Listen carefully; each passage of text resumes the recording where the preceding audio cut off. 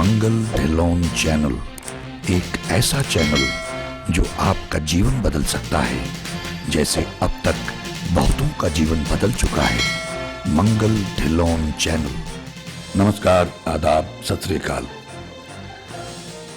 दोस्तों, रब भगवान से मेरी बातें, माय कन्वर्सेशंस विद गॉड, रब नाल मेरियां गल्लां।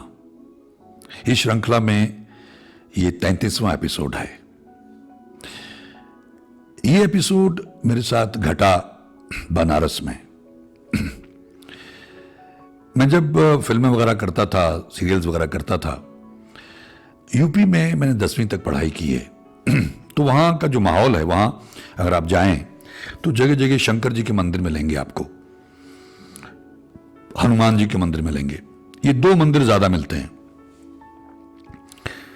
तो बच्चों के ऊपर वैसा ही प्रभाव पड़ता है जैसे माहौल में आप रहते हैं। जैसे हमारे पेरेंट्स को बहुत चिंता रहती है, खास करके, कि हमारे बच्चों के ऊपर जो विदेश में रहते हैं उनके ऊपर क्रिश्चियनिटी का प्रभाव पड़े, क्योंकि क्रिश्चियंस हैं ज़्यादातर, कैथलिक लोग हैं, और उनके यहाँ स्कूलों में क्रिश्चियनिटी पढ़ाई भी जाती है और चर्च भी होता है, प्रेयर भी होती है। जैसे हमारे यहाँ जो प्राइवेट स्कूल्स हैं, कॉन्वेंट स्कूल्स हैं, उन सब में भी ऐसा होता है। ये हमारा दुर्भाग्य है हमारे हिंदुस्तान का कि हमारे ना तो मॉरल एजुकेशन पढ़ाई जाती है, ना ही सारे धर्मों का सार पढ़ाया जाता है, और ना ही वहाँ के मंदिर, मस्जिद या गुरुद्वारा होता। जबकि मैं तो कहूँगा ये तीनों चारों होने चाहिए, हर स्कूल में होने चाहिए, और बच्चों को जो सारे धर्म हैं उनका सार भी पढ़ाया जाना चाहिए, और मॉरल एजुकेशन भी दी जानी चाहिए। खैर, मालिक हमारे जो नेता लोग हैं उनको सद्बुद्धि प्रदान करे, और हमारे आम पब्लिक को भी सद्बुद्धि प्रदान करे, ताकि वो ऐसे नेताओं का चयन करें जो ऐसी चीज़ों को लाएं आगे, जो ख़त्म होती चली जा रही हैं। तो मैं वहाँ पढ़ता था यूपी में, निघासन में मैंने पढ़ाई की, जिला लखीमपुर खीरी में। तो मेरे ऊपर बड़ा प्रभाव था। मैं बजरंगबली जी को भी मानता था। हमारे पास ही हनुमानगढ़ी थी, वहाँ रामलीला होती थी हर साल। तो स्कूल में पढ़ता था मैं, तो हम लोग रात 8 बजे जाके रामलीला देखते थे। अब बचपन का वो प्रभाव था मेरे ऊपर, तो मैं शंकर जी का भक्त हो गया, शंकर जी को मानने लग गया, हर सोमवार को जल चढ़ाने लग गया। ये मेरे साथ सिलसिला रहा। मैं पंजाब आ गया, फिर मैंने ग्रेजुएशन की, अपना डिपार्टमेंट से ट्रेनिंग ली, लेकिन शंकर जी को मैं मानता रहा। तो मैं बॉम्बे चला गया, वहां भी ये सिलसिला, कहीं ना कहीं जहां भी मैं घर लेता था उसके आसपास मंदिर जरूर होता था। ये आज भी है, गुरुद्वारा, मंदिर, चर्च जरूर होगा। ये मैंने पहले भी जिक्र किया एक जगह। ये कुदरतन है मेरे साथ, मेरा भाग्य ऐसा है। तो मैं हर सोमवार को जल चढ़ाता था। हमारी इंडस्ट्री के लोग कुंडली में और ये नग वग में बहुत यकीन रखते हैं, तो पंडित लोग भी वहां पहुंच जाते हैं, उनको अच्छे ग्राहक मिलते, उनको लगता है अच्छा पैसा मिलेगा। तो ऐसे कुछ लोगों से मेरा राब्ता रहता था। तो किसी ने कहा कि आपको रुद्राभिषेक करना चाहिए। तो अच्छा, तब तक मैं कहीं भी शूटिंग करता था तो सोमवार को मैं शंकर जी पे जल चढ़ाता था। शिवलिंग मुझे मिल ही जाते थे, चाहे जंगल में शूटिंग हो, मुझे मिल जाते थे। अब ये चलता रहा। तो लेकिन उससे पहले जो मेरा विश्वास और परिपक्व हुआ, मेरे साथ कुछ धोखा हुआ, जैसा मैंने उसका जिक्र किया हुआ है। एक प्रेमिका ने मुझे, मेरी दूसरी प्रेमिका थी, उन्होंने मुझे धोखा दिया। चंडीगढ़ में मुझे मिली थी वो, और फिर उनके साथ ही मैं दिल्ली चला गया।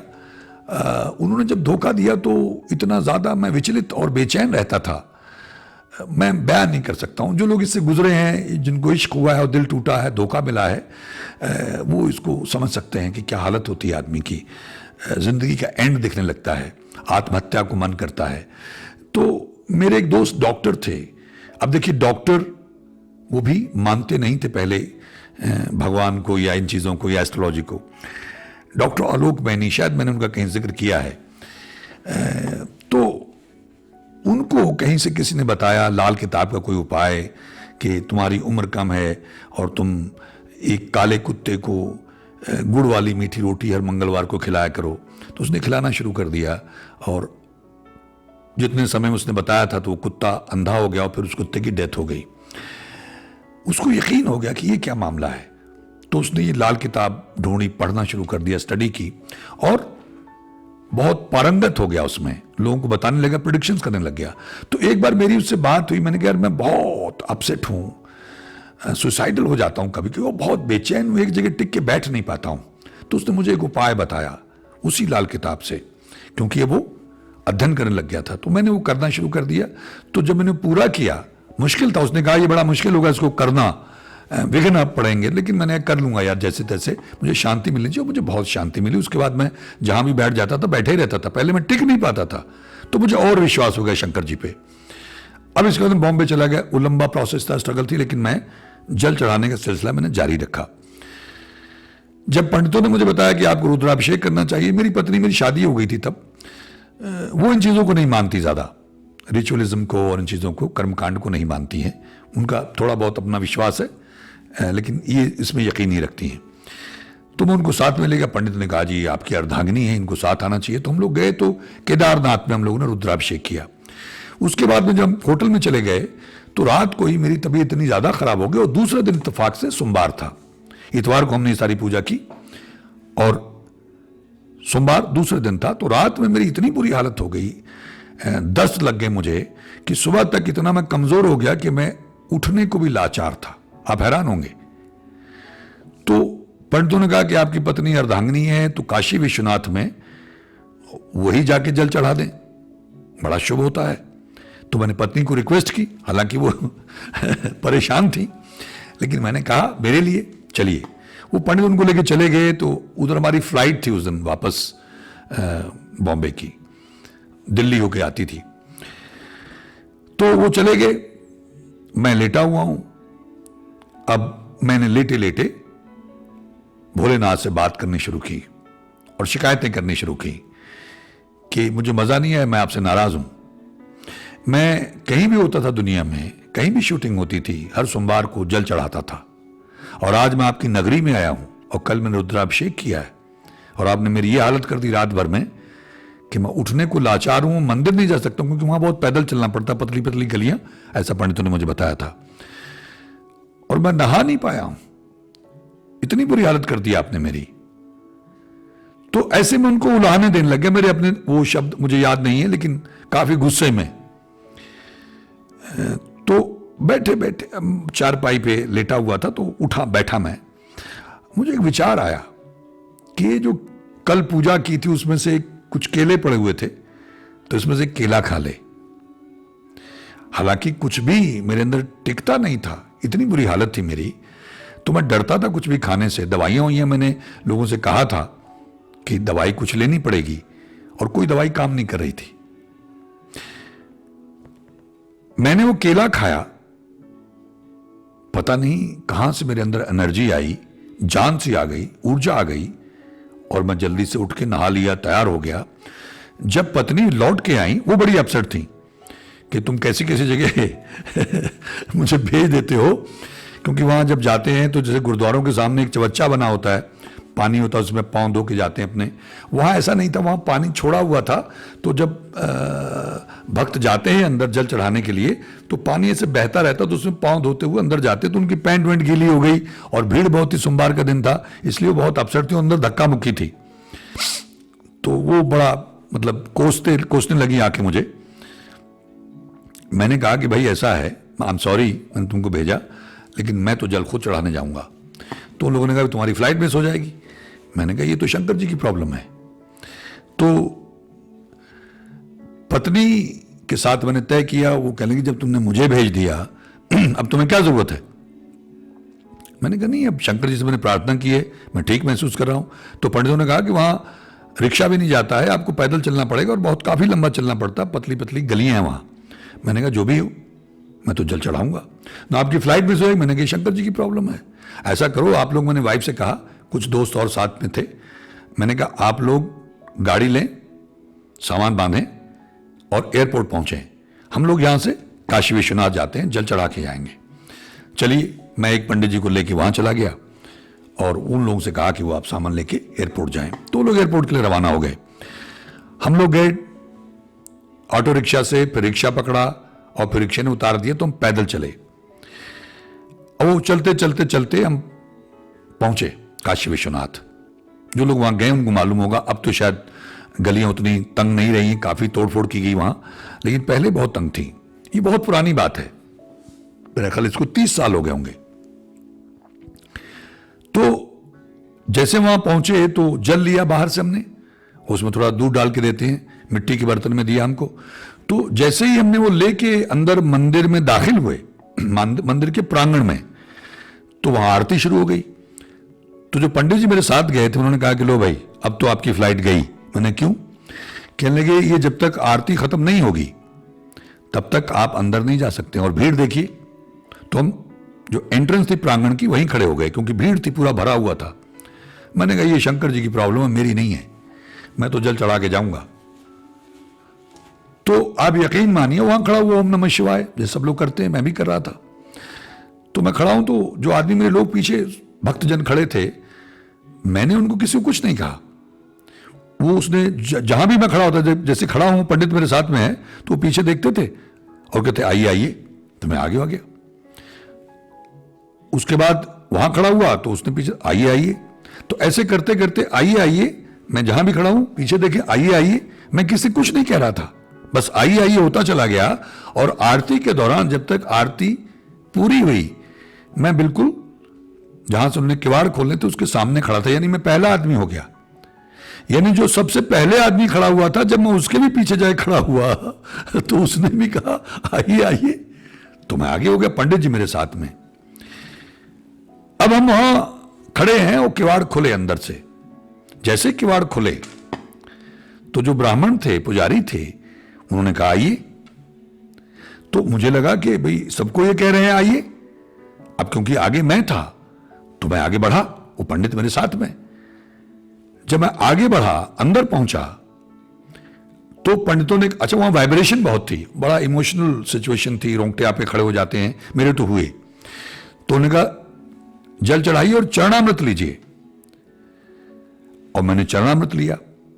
अब यहां जो शंकर भगवान ने जो करिश्मा, जो मैं इसमें क्यों इस बात को शेयर कर रहा हूं, भोलेनाथ जी की, रब भगवान से मेरी बातें इसमें क्यों शेयर कर रहा हूं, इसलिए कि एक तो मैंने उनसे कहा वहां कि मैं नाराज हूं आपसे, तो उन्होंने मुझे केला खिला के एनर्जी दे दी। दूसरा मैंने कहा मैंने तो जल चढ़ा के जाना है, फ्लाइट मिस होती तो हो जाए।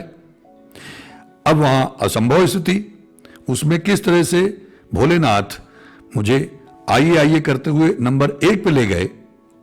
और उसके बाद जो उन्होंने गजब किया, जिसको मैं कभी भूल नहीं सकता हूं। ये शिवरात्रि है, महाशिवरात्रि है, उसकी आप सबको बधाई भी हो। और देखिए आज मुझे याद करवाया भोलेनाथ ने। तो महाशिवरात्रि के दिन ही ये एपिसोड आएगा, आप इसको देखिएगा। तो जो कमाल किया शंकर भगवान ने, इतनी भीड़ होती है, सोमवार का दिन होता है और काशी विश्वनाथ, और हर आदमी की इच्छा होती कि आरती के बाद में सबसे पहले वो जल चढ़ाए। लेकिन वो सौभाग्य भोलेनाथ ने मुझे प्रदान किया। लेकिन उसमें जो गजब किया वो ये था कि वो तमाम भीड़ अपनी जगह खड़ी रही, हिली नहीं। मैं अकेला आदमी अंदर गया, मेरे साथ वो ब्राह्मण था, पंडित जी थे। मैंने जल चढ़ाया।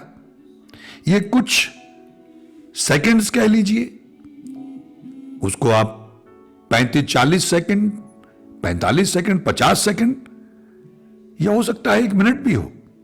एक स्पेल क्रिएट किया उन्होंने कि कोई हिलेगा नहीं अपनी जगह से।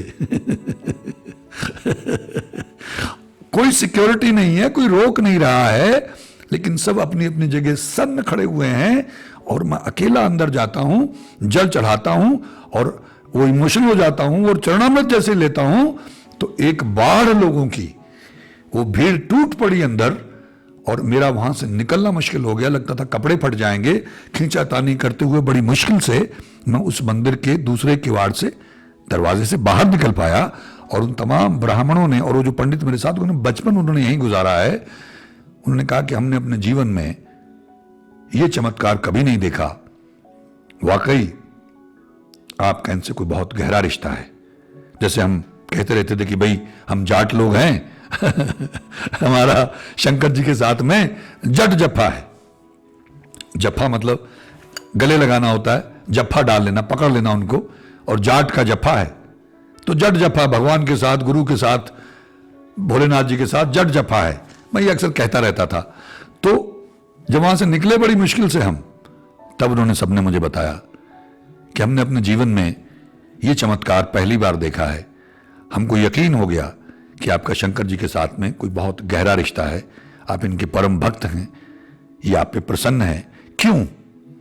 क्योंकि यूपी का गवर्नर, मुझे नाम नहीं मालूम है, उन्होंने बताया था मुझे नाम भी, 3 बार उन्होंने कोशिश की वहां पे जल चढ़ाने की, उसी काशी विश्वनाथ में।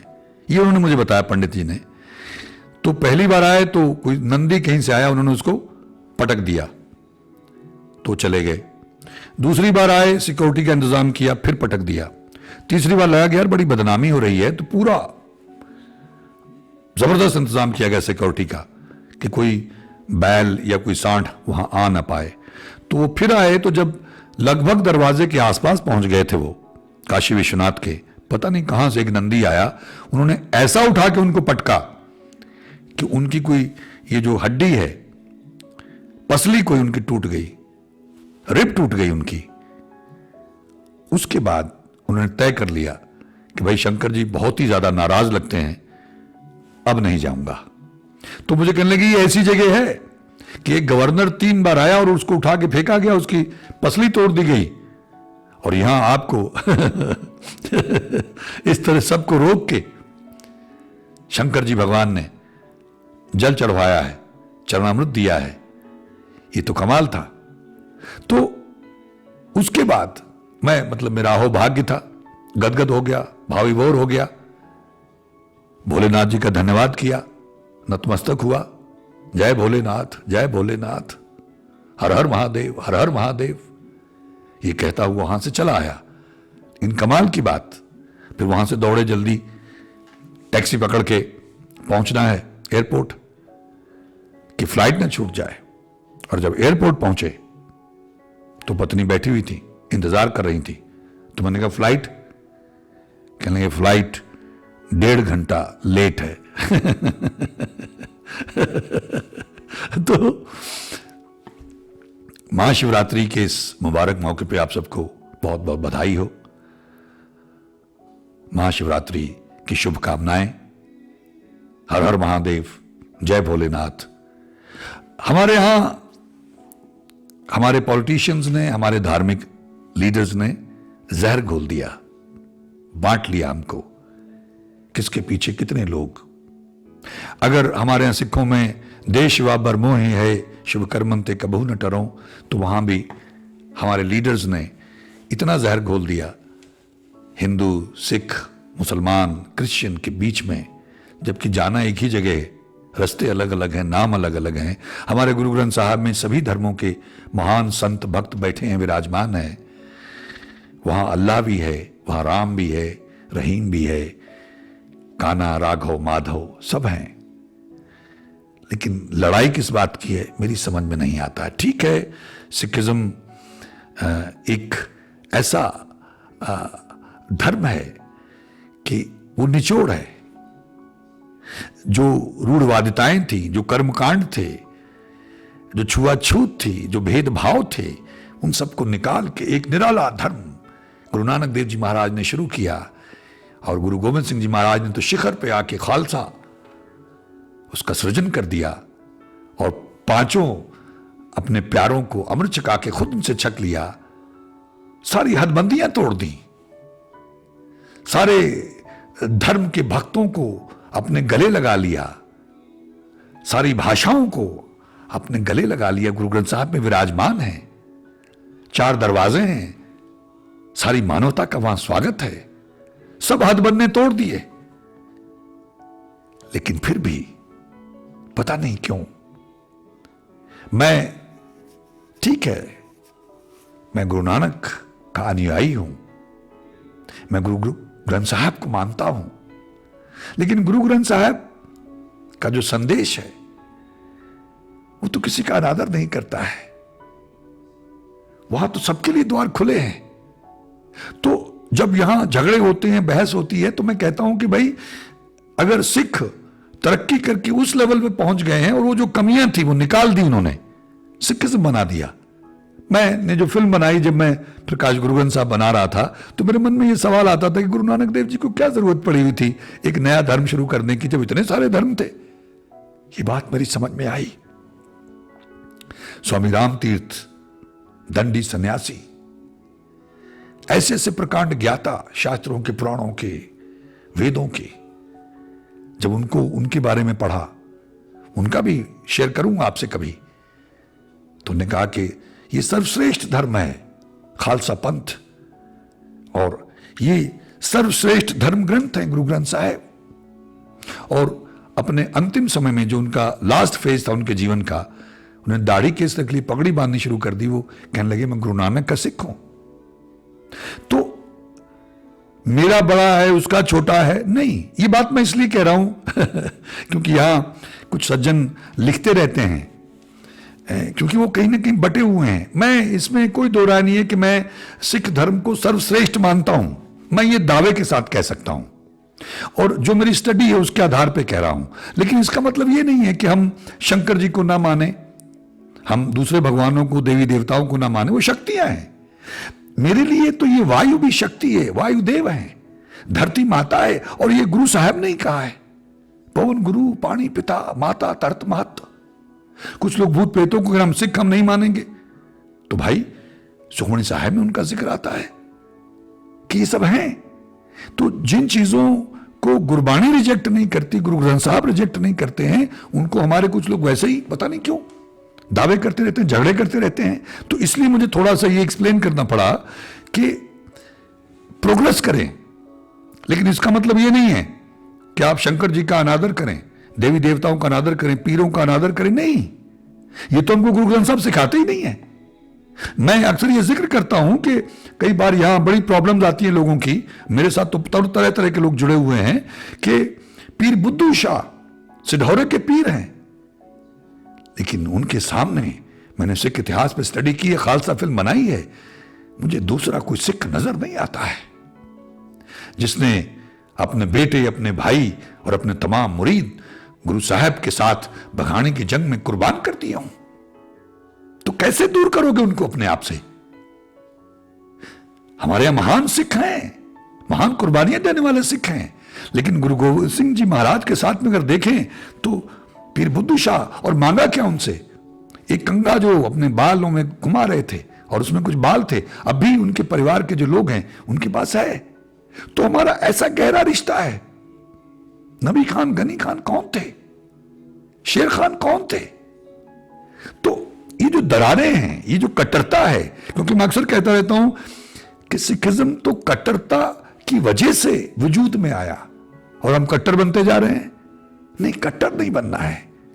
मैं अपनी तुच्छ बुद्धि के मुताबिक बात कर रहा हूं, कुछ लोगों को बुरी लग सकती है, मैं उनसे माफी चाहता हूं, लेकिन हम तो जहां भी जाते हैं, मंदिर आ जाए, मस्जिद आ जाए, चर्च आ जाए, गुरुद्वारा आ जाए, मैं तो सर झुकाता हूं। क्योंकि बुनियादी तौर पर अगर हम देखें, हम पीछे जाएं तो हम कौन थे? वो 5 प्यारे कौन थे? ठीक है, मैं उस पर भी आऊंगा। वो गुरु नानक के सिख थे, क्योंकि सिख बनेगा तभी सिंह बनेगा।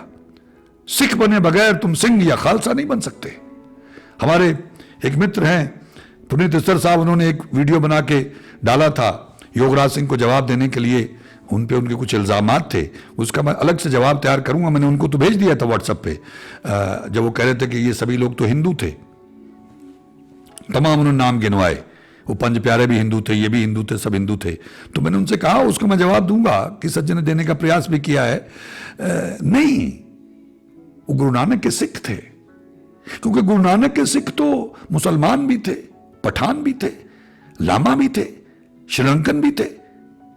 तो वो जो सिख थे, तब वो जो हमारी, एक बार मैंने किसी ने सवाल मुझसे पूछा था, मैंने कहा कि बहुत संघर्ष किया गया, बहुत तप किया गया, बहुत तैयारी की गई है 9वीं पातशाही तक, तब खालसा साजा गया। तो उसने सवाल पूछा था मुझे कि कौन सी तैयारी की? मैंने बताऊंगा भाई तुम्हें, कभी, इतना टाइम नहीं है अभी, जब टाइम आएगा तो बताऊंगा। यह तैयारी थी पहली पातशाही से लेके, वो स्पिरिचुअल, वो इंटरनल तैयारी थी, वो तप था, वो तपे थे, वो कुंदन बने थे, वो तैयारी की, इस लायक हुए थे कि उस अमृत को ग्रहण करके उस पर खरे उतर सके। ऐसे थोड़ी आज लोग अमर चखते हैं, उसको संभाल नहीं पाते हैं, ज्यादा देर नहीं संभाल पाते हैं। तो उनका आदर करना, हम चले पीछे जाएंगे तो आर्यंस तक चले जाएंगे हम लोग। अगर पीछे जाएंगे तो मोहनजोदड़ो हड़प्पा की खुदाई पे जाइए और पीछे चले जाइए तो हम आर्यंस थे। लोग कहते हैं हम यहां के हैं ही नहीं, वो द्राविडियंस जो उधर हैं साउथ में लोग, वो यहां के हैं। हम लोग तो बाहर से आए हुए लोग हैं, आर्यंस। हमारे नए नक्श, हमारे कलर मिक्स हो गए यहां के, क्योंकि सारे इन्वेडर इधर से ही आते थे। तो लोगों की जो सोच है इतनी संकीर्ण हो गई है, वो लड़ते रहते हैं, झगड़ा करते रहते हैं, बांटते रहते हैं। मेरे पीछे कितने लोग हैं वही मेरी ताकत है, तो बांट बांट के लड़ा लड़ा के राज करते रहते हैं। गोरों ने सिर्फ हिंदू मुसलमानों को बांटा था, लेकिन हमारे काले अंग्रेजों ने तो किसी को छोड़ा ही नहीं है। धर्म, जात, वर्ण, हर लेवल पे बांट दिया उन्होंने हमको। वोट लेने हैं, बांट बांट के राज करना है, इसलिए हमारा बुरा हाल है, इसलिए देश का बुरा हाल है। तो अगर किसी को मेरा ये वृत्तांत अच्छा न लगा हो, खास करके जो कट्टरपंथी हैं, मैं उनसे माफी चाहता हूं, लेकिन मेरे मन में अगर श्रद्धा है शंकर जी के लिए तो आई एम सॉरी, आप उसे मुझसे छीन नहीं सकते। मैं ये मानता हूं कि 500 साल पहले, 550 साल पहले गुरु नानक देव जी महाराज आए, लेकिन उनसे पहले उनके पिता मेहता कालू जी कौन थे? हम सत्य से भाग नहीं सकते। उससे पहले तो देवी भाई गुरु अंगद देव जी भी देवी जी को मानते थे, वहां जाया करते थे। तो ये प्रोग्रेशन है। मैं कई बार बहस होती तो मैं तो अपने हिंदू भाइयों से कहता हूं कि अगर गुरु नानक देव जी ने, गुरु गोबिंद सिंह जी महाराज ने, और इस प्रोसेस में सिख एक उनका इवॉल्व रूप है, एक हायर लेवल पे वो पहुंच गए। गुरु नानक देव जी ने गाड़ी राह दिखाया, सीधे कनेक्ट हो उसके साथ में। तो आप भी आइए। जैसे खालिस्तान की बात होती है तो मैं कहता हूं खालिस मतलब आप प्योर बने ना। तो जब सारी दुनिया प्योर हो जाएगी तो सारी दुनिया खालिस्तान हो जाएगी। उसको तो नाम बिगाड़ दिया गया प्रोपेगेंडा कर करके, सारी दुनिया को, सारे हिंदुस्तान को खालिस्तान बनाया जाए। सब लोग प्योर हों, सच्चे हों, ईमानदार हों, सबको इंसाफ मिले, सब पे दया की जाए, सब खुश हों, संपन्न हों, सबको हक मिले, किसी के साथ ज्यादती ना हो। ऐसे खालिस लोग जहां रहेंगे वो होता है खालिस्तान। ऐसा नहीं कि कुछ लोग छीन के वहां बन के बैठ जाए, बेईमानियां करें, धोखाधड़ियां करें, हक मार लें तो वो खालिस्तान नहीं, बिल्कुल नहीं। फिर उसमें और इस हिंदुस्तान में कोई फर्क ही नहीं है। तो मेरा अकीदा है, मैं इन शक्तियों को मानता हूं। अगर पवन को उन्होंने गुरु कहा है, पवन गुरु, पानी को पिता कहा है, धरती को मां कहा है, तो ये जो बड़े बड़े तत्व हैं, ये पंच तत्व का जिसका शरीर है, ये शक्तियां अग्निदेव हैं, वो हमारे शरीर के अंदर भी बाहर भी है, सूर्यदेव हैं, उनसे ही सृष्टि चलती है और ये पहले से चला आ रहा है। लेकिन गुरु नानक देव जी महाराज को लगा, करे कितनी रूढ़िवादिता है। जो दलित थे, जो शूद्र थे, आप दौलत राज जी की किताब पढ़ें, साहिब कमाल श्री गुरु गोबिंद सिंह जी महाराज, जरा पढ़िए, आर्य समाजी थे वो।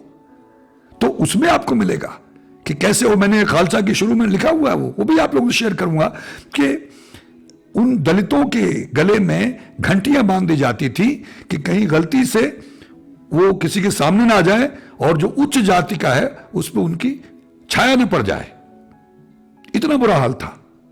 और भी कितनी रूढ़वादिताएं थी, सती प्रथा थी और पता नहीं क्या क्या था। संस्कृत जो है वो भाषा थी ब्राह्मणों की, और आज भी बहुत जगहों पे ऐसा है। इसलिए गुरुमुखी लिपि आई कि भी सबका हक है उस मालिक के बारे में, अपने पिता के बारे में जानने का, और संस्कृत पढ़ने का। दलितों को, जो नीच जाति के लोग माने जाते थे, उनको हक नहीं था। तो ये शुरुआत गुरु नानक देव जी के टाइम से हुई। वो संघर्ष करते करते, शहादतें देते हुए, युद्ध करते करते, वो तप करते, वो तैयारियां करते करते 10वीं पातशाही गुरु गोबिंद सिंह जी महाराज ने खालसे का सृजन कर दिया, खालिस कर दिया।